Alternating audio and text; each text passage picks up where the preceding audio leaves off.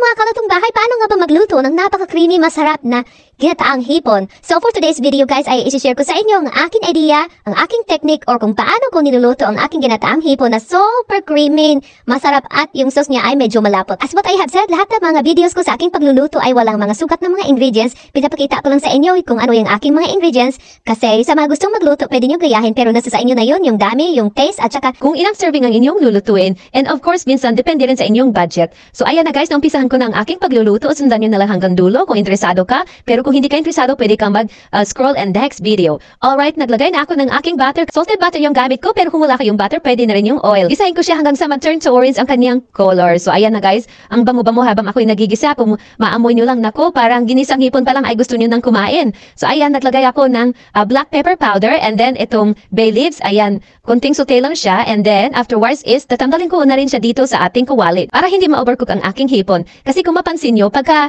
ma-overcook yung hipon, yung meat niya is rubberized. So ayan na, next is set aside ko siya. And ako, kahit 2 o 3 piraso lang nito guys, sold ko na kasi ang lalaki talaga ng aking hipon. And then napaka-fresh siya kasi galing to sa big market kung saan ito ay yung Asian store na doon lahat makikita. Mostly kasi doon yung mga pupunta doon, mga Asian people. Meron naman dito malapit sa amin, kaya lang hindi ka sigurado kung fresh pa ba yan dahil nga naka-frozen siya. At least doon talagang ikaw nakukuha dahil nga hindi siya naka-frozen. Pero nakalagay din siya sa ice, pero talagang mapapansin mo na fresh siya. So ayan na guys, nilagay ko ng aking squash na stir-fry ko siya dito para medyo mabumubango talaga yung luto natin later on. So ayan. So kung nakikita nyo may natira akong konti dito, itong konti na to ay gagamitin natin later on para sa pampalapot ng ating sauce. And then next is naglagay ako ng coconut milk. Sa atin sa Pilipinas talagang mayroon ka talagang unang gata, pangalawang gata. Dito nag-isang gata lang dahil nga nasa lata yung gamit ko. And then nag-add ako ng konting water, siguro mga 1.5 cup yung nilagay kong water. And then naglagay ako ng aking pangsisuning. Naglagay ako ng shrimp cubes at saka yung patis at saka 2 teaspoon ng magic sarap. So ayan guys, lutuin ko siya dito hanggang sa lumambot. Anyway mga kalutong bahay, kung hindi ka pa nakapag-follow sa aking FB page, baka naman papollow naman ako. Thank you so much in advance. And then kung nagustuhan mo ang aking video,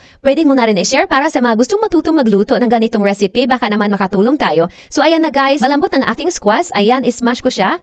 Ito yung nagpapalapot sa aking sauce. Ayan, ito yung ating technique para lumapot yung sauce ng ating ginataang hipon. So ayan, mag-add tayo ng sili. Naku, mas masarap kasi pagka medyo spicy ng konti. Talagang malinamnama, ang hanganghang at saka creamy. So ayan. Actually, hinugasan ko to guys. Baka nakita nyo, diniretso ko siya dyan. Hinugasan ko yan, pati yung ating itong tanglad. Hinugasan ko na rin yan. Naglagay na rin ako ng tanglad para lemonade taste at saka ang bango ng ating ginataan pagka meron siyang tanglad.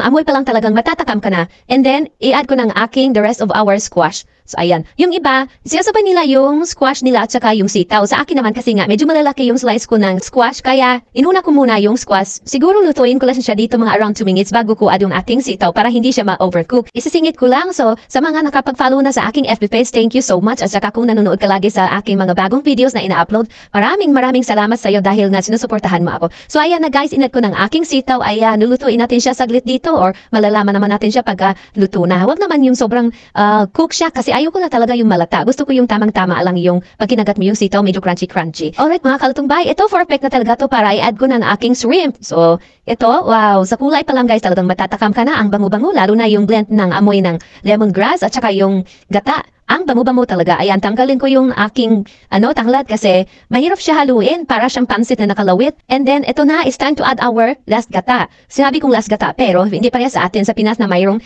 unang piga at saka pangalawang piga. Mga kalutong bahay, baka magtanong kayo or sino dyan nanonood kung ilang lata yung nagamit ko. In-adjust ko lang yun. Binibase ko kasi yun sa sauce ng ating ginataang hipon. Basta ayaw ko lang na medyo masabaw siya. And then, ayaw ko na ng sobrang lapot. Gusto ko yung tamang-tama lang yung ating sauce. Simmer ko siya hanggang sa maluto ang ating huling gata. And then, ayan na guys, ready ng aking ginataang hipon. Nag-add ako ng 2 sili pero hindi ko dinurog dahil nga yung unang sili na nilagay ko kanina is medyo spicy na siya. Kaya ayaw ko din ng sobrang spicy. Baka mamaya hindi na tayo makain ng maayos dahil nga panainom tayo ng tubig, nabubusog na. Mga kalutong bahay, ito yung pinakagusto ko, yung sauce niya kasi nga pag ginalo mo siya sa kanin ay napakasarap, napaka-creamy. So eto na guys, can't wait to eat our dinner. Sana sa mga nanonood dyan, kung gusto mo gaya na aking recipe, pwede.